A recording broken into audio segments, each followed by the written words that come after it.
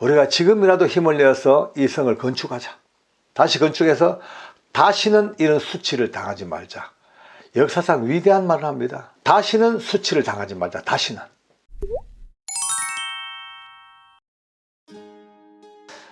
인간 역사가 시작된 이후로 수많은 나라들이 세워지고 사라지고 그렇게 반복되어 온 건 우리가 잘 알죠. 근데 그 중에서 가끔 어떤 나라가 큰 힘을 가지고 위대한 지도자를 만나서 점점 다른 나라들을 정복해 가면서 영토가 커져 대제국을 이룬 나라들이 들어들어 있습니다.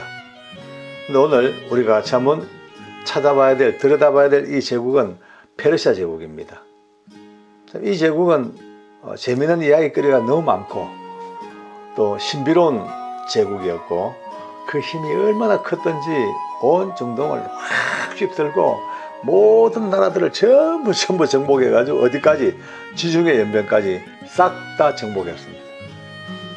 그렇게 정복된 나라 중에 한 나라가 있는데 이 나라에 그냥 다 막 성읍이고 뭐고 다 파괴해버리고 초토화를 시켜놓고 이제 포로로 끌고 가고 그렇게 비참한 멸망을 맞은 나라의 후손이 페르시아 내에서 자랍니다.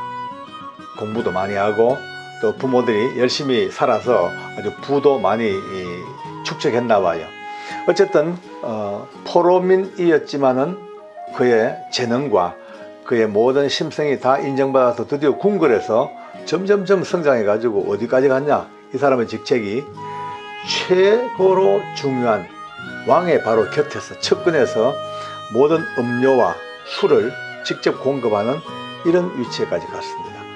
우리는 볼 때 뭐 술 맞고 뭐 떡 들이고 뭐 이건 뭐 시시해 보이지만은 이거 아닙니다. 진짜 이거는 왕이 가장 총애하고 가장 믿을 수 있는, 쉽게 말해서 그 당시에 왕권은 파리 목숨입니다. 막 그냥 형제가 아니고 아버지고 아들이고 삼촌이고 없습니다. 그냥 막 왕권을 위해서는 막 그냥 암살하고 죽이는 그런 시대이기 때문에 특별히 독극물에 대한 그 암살이 제일 많았죠.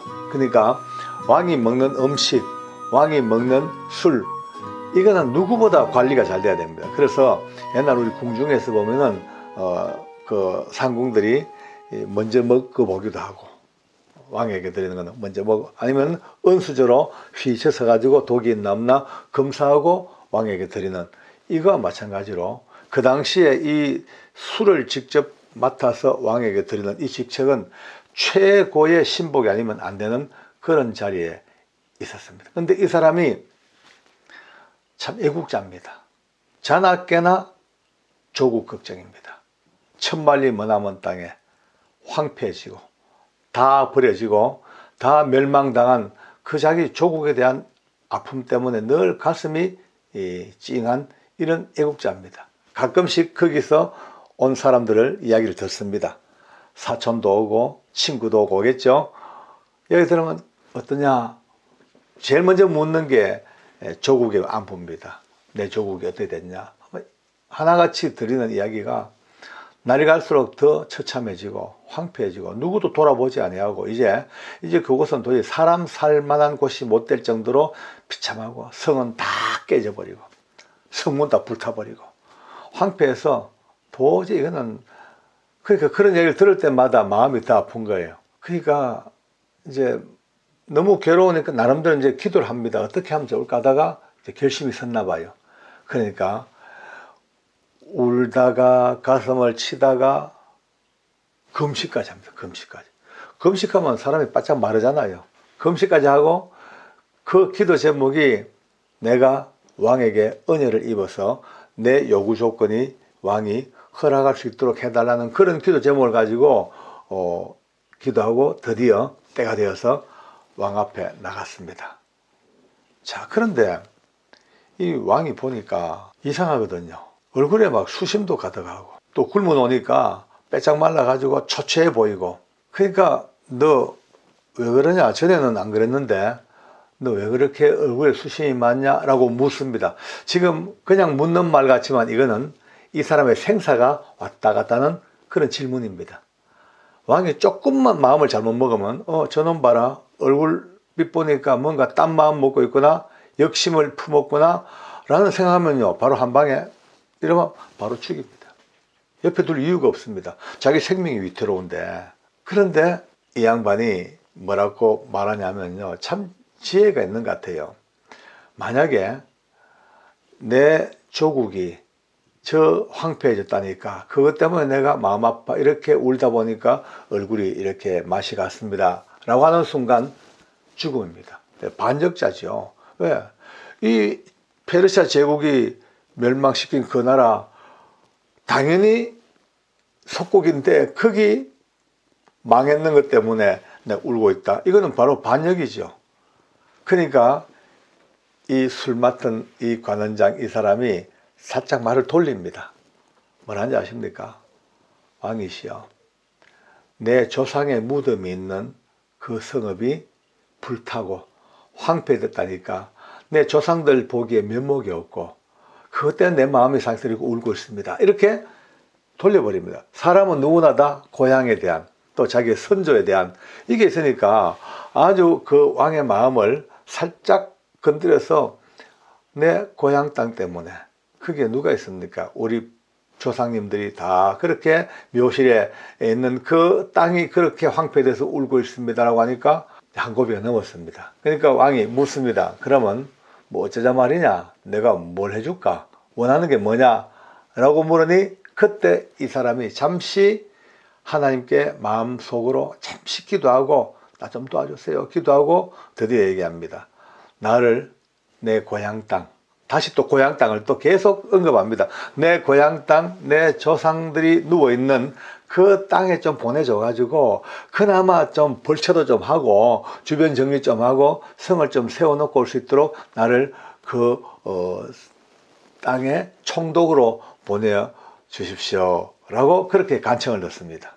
자, 여기서부터 역사가 시작됩니다. 그러니까 왕이 묻습니다. 야, 너 참 나 잘 도와주고 나를 잘 섬겼는데 너 가면 나 어떡하냐? 그럼 얼마나 있다 올래? 라고 묻습니다. 그러니까 일단 가서 현장을 보고 내가 그걸 다 성을 다 이제 다시 중건하고 다 정리하고 난 뒤에 그렇게 오도록 하겠습니다 라고 하니까 오케이 하고 드디어 왕이 허락을 해줍니다. 그 땅의 총독으로 임명을 해줍니다. 그러니까 내친 김에 이제 떡 본 김에 뭐 한다고요? 내친 김에 그러니까 미리 뭐 마음속에 구상을 다 해놨던가 봐요. 내친 김에 이렇게 합니다.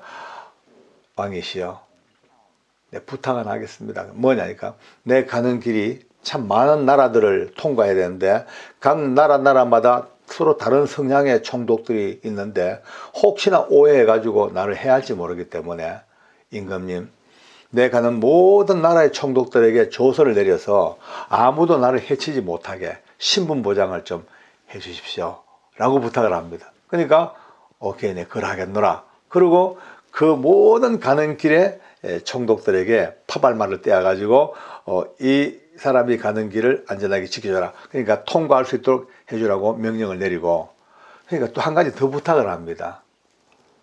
왕이시여, 내 가면은 우리 그 성을 다시 건축해야 되는데 얼마나 많은 나무나 제목이 필요한지 모르니까 왕께서 왕궁의 삼림감독, 요즘 말하면 농수산부 장관이죠.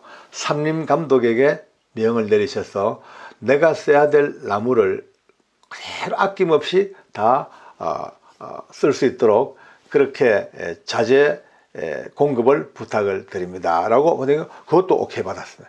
그러니까 완전히 일석삼조를 얻은 거예요. 고향 땅 그 성읍을 중건하는 총독으로 명령도 받고 가는 그 험한 길에 모든 신변 보장을 받을 수 있는 그것도 또 보장받고 심지어 건축 자재까지 전부 다 받아. 그러니까 왕은 또 한술 더 뜹니다. 오케이, 다 해주겠는데 그래도 너 위험하니까 내 군대 장관을, 요즘 말하면 아주 사령관 하나를 딱 떼가지고 너를 호위하고 군대하고 마병을 보내가지고 끝까지 가는 길을 너를 호위하고 지켜주겠노라. 그렇게 가게 됩니다. 얼른 보면은 그냥 있을 수 있는 일 같지만은 이거는 하나님의 손길이 아니면 답이 안 나오는 고대 그 당시 사회, 지금부터 무려 2500년 전 이야기입니다. 우리나라의 철기 시대가 겨우 시작되는 바로 그때입니다. 근데 벌써 여기는 이 정도까지 앞서가는 역사의 진짜 참 무서운 간격입니다. 그죠? 그렇게 군대 장관의 호위를 받고 모든 통행에 문제없이 도착 드디어 했습니다. 이제 그 땅에. 자, 도착해 보니 문제는 또 있습니다. 왜냐하면 어디 가도 역적 도당들은 있기 마련입니다. 아주 안 좋은 인간들은 있습니다. 그러니까 이 성을 둘러싼 다른 나라들 있죠. 몇 가지 나라. 이 보면 언제나 볼 때마다 이 나라 보면 고소하게 생각합니다. 옛날에 태양이 지지 않을 정도로 아름다웠던 나라, 그 나라가 다 폭삭망해가지고 완전 황폐화되어 있으니까 그 볼 때마다 고소합니다. 아주 고소하고, 아이고 옛날 너것들 떵떵거릴 때 눈꼴 시러웠어, 이제 이런 마음으로 보고 있었는데, 이제 들리는 소문이 이 성을 중흥시킬 사람이 오고 있다는 말을 듣는 순간부터, 그때부터 이들이 이제 근심하기 시작합니다. 어떻게 하면 방해 공작을 펼쳐서 이 땅이, 그 땅이 중건되지 아니하고 그냥 황폐화된 채로 그냥 던져 놓을까? 이것이 이들의 이제 생각이니까 드디어 일행이 도착했습니다. 도착해서 3일 동안 그냥 꼼짝없이 방 안에서 여러 가지 생각을 합니다. 그리고 3일쯤 지난 뒤에 야밤에 아무도 몰래 최측근 몇 사람을 싹 불러놓고 그 성을 순찰해 봅니다. 하나하나 살펴보고 어떻게 할 것인가에 대한 이제 로드맵을 짜는 거죠. 근데 기가 막힙니다. 가니 보는 것마다 전부 황폐하고 잡초는 우거졌고, 심지어 좁은 길을 가면요 얼마나 다 무너졌는지 도대체 말도 못 지나갈 정도로 다 그냥 무너져 버린 그 땅을 보면서 얼마나 우는지 모릅니다. 그리고 나름대로 다 계획을 짜고는 며칠 뒤에 백성들을 불러 모읍니다. 남아있는 백성들을 다 불러 모아놓고 이제 그가 총독이 일장연설을 합니다. 봐라, 지금 이 여러분들 당하고 있는 이 공경은, 이 아픔은 눈으로 떡 보고 직접 체험하고 있는 바가 아니냐. 이 비참한 꼴, 우리가 지금이라도 힘을 내어서 이 성을 건축하자. 다시 건축해서 다시는 이런 수치를 당하지 말자. 역사상 위대한 말을 합니다. 다시는 수치를 당하지 말자. 다시는. 이 말에 드디어 오랜 세월 동안 무기력하고 패배의식에 젖어 있고 아무것도 할 수 없는 절망에 빠졌던 이 백성들이 드디어 이 위대한 지도자의 이 음성 앞에 힘을 내기 시작합니다. 맞다, 하자 하고 드디어 모입니다. 모이니까 이미 이 총독이 세세하게 업무 분담을 다 했습니다. 어느 지파는 어떤 일을 하고, 너희는 성벽을 쌓고, 너희 문중은 도로를 닦고, 너희 문중은 성벽을 만들고, 너희 문중은 문고리를 만들고, 작은 거 하나부터 큰 것까지 모든 것들 업무 분담을 다 해가지고 드디어 백성들이 일사불란하게 드디어 성벽을 쌓고 문짝을 달고 도로를 닦고 시작합니다. 이제 점점점 기초가 나아져가는 거예요. 그러니까 바로 아까 말씀드렸던 그 변방에 있던 대적들, 이 오랑캐들이 보니까 기가 막히거든요. 지금까지 긴 세월 동안 완전히 초토화가 돼가지고 전부 다 자기들끼리 근근히 그냥 연명하고 살던 이 민족이 드디어 힘을 내가지고 뭔가 움직이니까 매일처럼 몰려와가지고 비아냥을 놓고 심리전을 펴니다. 너 뭐하냐 너희들, 너 하는 짓이 웃긴다. 그거 다 썩어 빠지고 불타버린 흙더미 속에서 뭘 할 건데.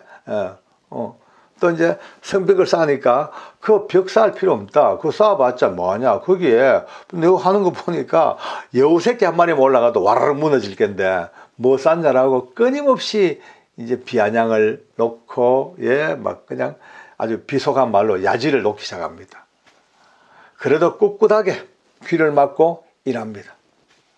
근데 점점점 올라가니까 이제 안 되겠다 싶거든요. 그래도 불구하고 점점 더 성이 높이 쌓아져가고 성곽이 만들어지고 문을 닫기 시작하고 하니까 이제 이 대적들이 이래가 안 되겠다. 이 심리전으로 안 되겠다. 직접 무력 행사를 해가지고 우리가 군사를 몰고 와서 저 하는 작업을 전부 다 부서뜨리고 성벽을 무너뜨리고 이러한 놈들 다 죽여버리고 그렇게 하자라고 드디어 작전회의를 마치고 군사를 모집합니다. 이 소문이 총독의 귀에 들리고 백성들 귀에 들린 거예요. 그러니까 다시 그들도 대비책을 세웁니다.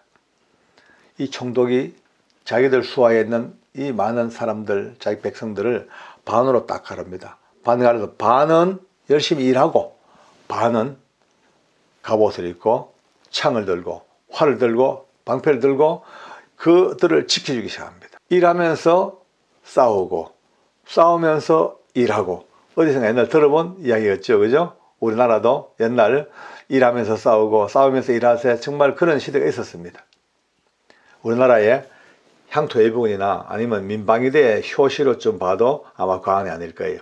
어쨌든 이들은 일하면서 대비하고 싸우고 또 때가 되면 또 교대하고, 병사들은 일하고 또 지키고, 심지어 열심히 일하는 이 일꾼들마저도 칼을 차고 우리가 많이 본받아야 될 것 같기도 합니다. 지금 그렇게 점점 이제 올라갑니다. 그러니까 이 대적들이 쳐들어오질 못해요. 와보려 보니까 이미 대비책을 딱 갖추고 막 목숨 걸고 싸우자는 이 군사들이 있으니까 감히 어떻게 못하고 그냥 성이 점점 올라갑니다. 이제 문제가 또 있습니다. 그러니까 문제는 늘 있습니다.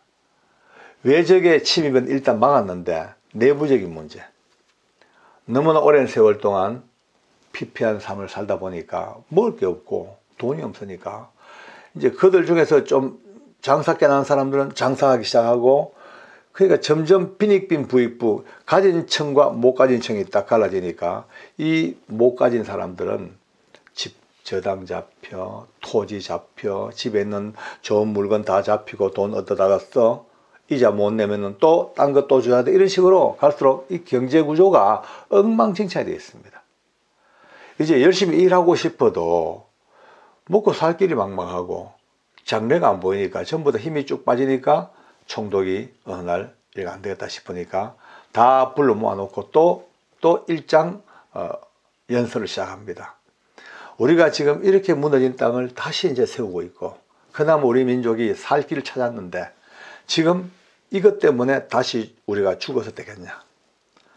많이 가진 자들, 남의 땅을 잡히고 동산 부동산 다 저당 잡은 여러분들, 이제 좀 기득권을 좀 포기하자. 이자 받지 마라.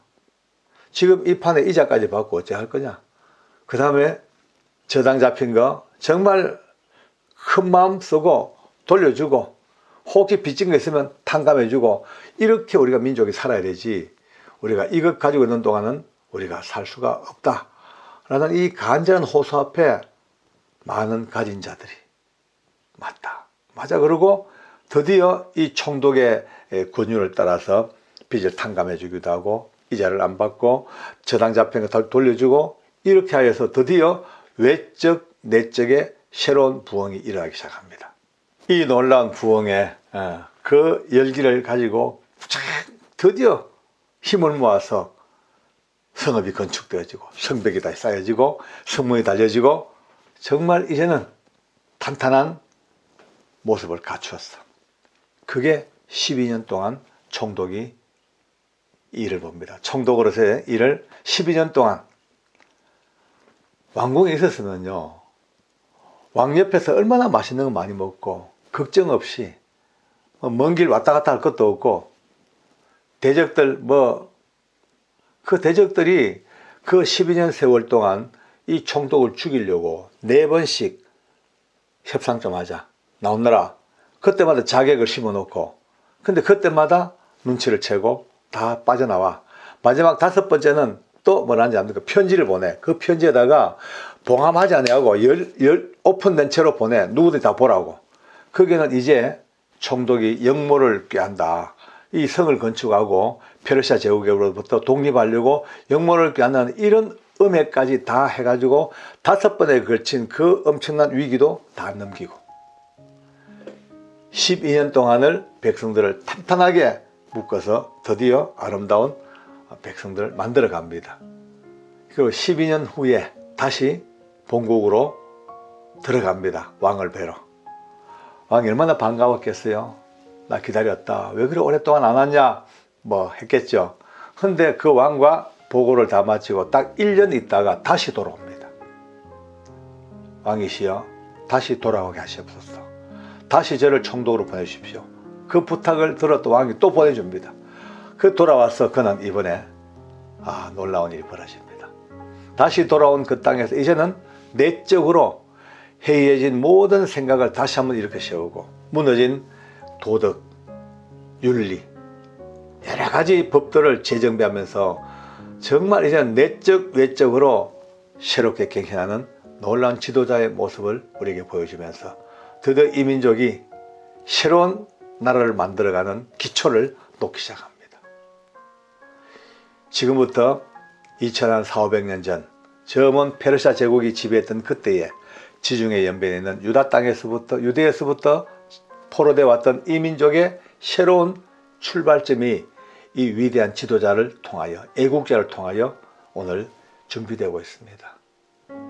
비록 우리와 관계없는 옛날 이야기 같지만 오늘 우리 민족이 누구 하나를 탓하기 전에 오늘 영상을 보는 우리 모두 다도 지금부터 이 나라와 민족을 사랑하는 백성을 사랑하는 이 사람의 마음이 우리 속에 다시 한번 전이되어져서 이 모양 저 모양 같이 엮여져 가면서 우리 대한민국이 멋지고 아름다운 나라로 다시 한번 비약하는 그런 기초가 있어졌으면 참 좋겠습니다.